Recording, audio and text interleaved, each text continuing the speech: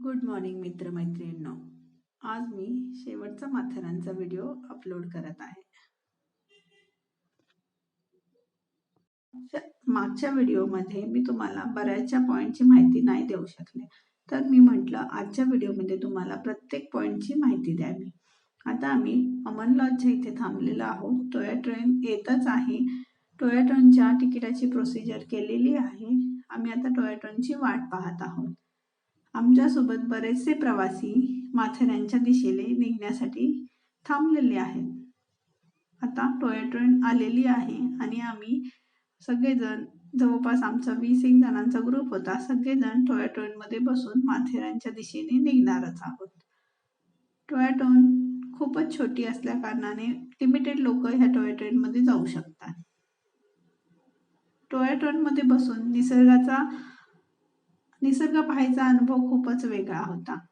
आजूबाजूला खूप मोठी मोठी झाडी आणि घनदाट जंगल होतं. हे बघा, ही टोय ट्रेन हळूहळू माथेरानच्या दिशेने निघालेली आहे.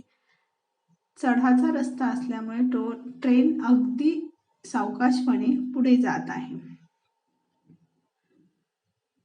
माथेरानच्या दिशेने तुम्ही अगदी पायीही चालत जाऊ शकता. ही बघा माझी मुलगी अनन्या मस्त व्हिडिओचा एन्जॉय घेत आहे.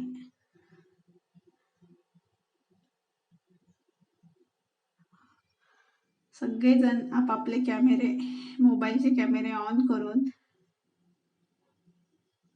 मस्त निसर्ग मोबाईलमध्ये कॅप्चर करायचा प्रयत्न करत आहे.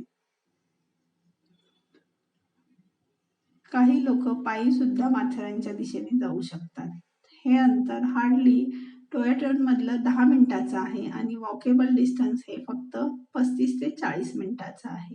त्यामुळे तुम्ही पायी देखील वरती चालत जाऊ शकता, पण अंतर काटायला खूप वेळ लागतो. बघा, आता आम्ही पोहोचलो आहोत माथेरानमध्ये.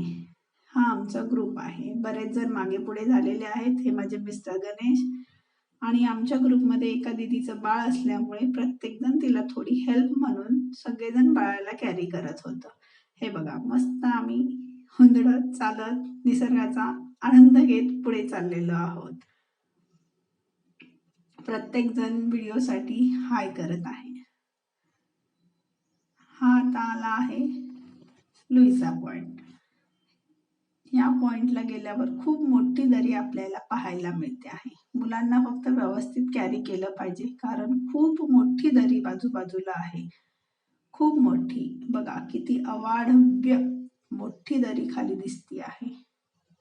मुलांना थोडंसं सांभाळूनच या पॉइंटला नेलं पाहिजे. मुलं वाकून बघण्याचा प्रयत्न करतायत. हे बघा, समोर जो दिसतो तो छत्रपती शिवाजी महाराजांचा छोटासा मूर्ती आहे. ही मूर्ती आपल्याला इतर पॉइंटनी दुर्बिणीतून सुद्धा बघायला मिळते. बघा, समोर केवढा मोठा डोंगर, खोलवर दरी, धुक्याने भरलेलं सगळं खूप छान दिसत आहे. मस्त.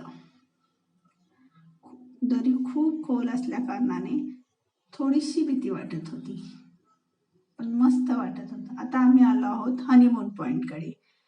हनीमून पॉइंट कपलसाठी मस्त आहे आणि येताना हनीमून पॉइंट जवळ हे स्टॅच्यू छोटे छोटे वेगवेगळ्या एक्सप्रेशन, चेहऱ्यावर वेगवेगळे एक्सप्रेशन असलेले स्टॅच्यू इथे मांडलेले होते. का मांडले असावेत याची काहीच कल्पना नाही, पण बघण्याचा मोह आवरला नाही. मी आणि अनन्या पुढे जाऊन स्टॅच्यूला हात लावून पाहून आलेलो आहोत. बघा, हे वेगवेगळ्या मूड मधले स्टॅच्यू आहेत. हनीमून पॉइंट जवळ तुम्हाला हे दिसतील. का माहिती का ठेवले ते, याचं कारण तर अजूनही समजलेलं नाही. आता आम्ही आलेलो आहोत दुसऱ्या पॉइंटला. इथे इको पॉइंट असा आहे की तुम्ही एखाद्याचं नाव जर घेतलं तर तोच आवाज आपल्याला रिव्हर्स ऐकायला मिळतो. आता या पॉइंट वरून पण तीच दरी दिसते जिथे आपल्याला शिवाजी महाराजांचा स्टॅच्यू दिसला होता. खूप खोल दरी आहे ही देखील. घनदाट झाडी सुद्धा वरती आहेत. मस्त. बघा, इथून पण थोडस रिस्की लोकेशन आहे हे पण. आता हा आहे लेक, जो पिसरनाथ मंदिराकडे आपल्याला जायला लागतो. खूप छान आहे तळं हे. आजूबाजूला मोठी घनदाट झाडी आणि पाणी, स्वच्छ पाणी. पाण्यात पाय घालून तुम्ही निसर्गाचा आनंद देखील इथे घेऊ शकताय.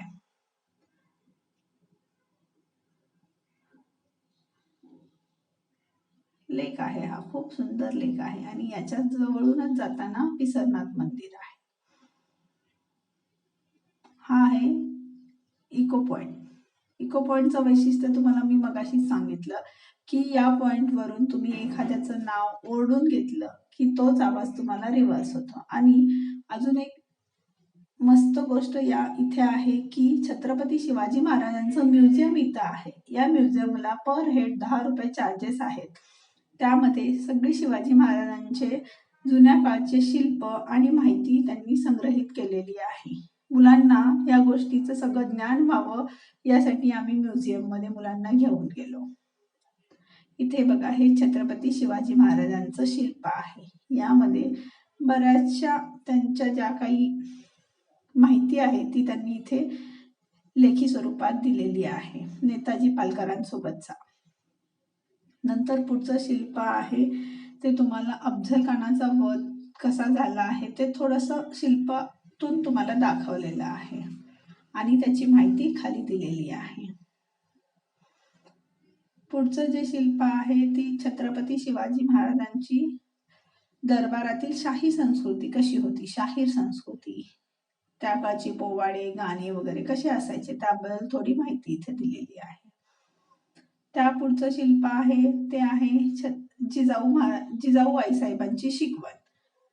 त्यांनी शस्त्र कशी धरायला सांगितली, शस्त्रांबद्दलची थोडक्यात माहिती इथे दिलेली आहे. आणि या म्युझियम मध्ये जुन्या काळच्या वेगवेगळ्या ढाली, तलवारी यांचं सुद्धा आपल्याला दर्शन होत आहे. हे बघून मुलांना आपोआप तोंडामध्ये छत्रपती शिवाजी महाराज की जय याची घोषणा ऑटोमॅटिक आलेली आहे. खूप छान वाटलं मुलांना म्युझियम दाखवून. आणि शेवटी बाजीप्रभू देशपांडे पावनखिंड कशी लढवली याबद्दलचं देखील शिल्प इथं आहे. तर तुम्हाला हा ब्लॉग कसा वाटला प्लीज लाईक, शेअर आणि सबस्क्राईब करायला विसरू नका. आणि काही वाटलं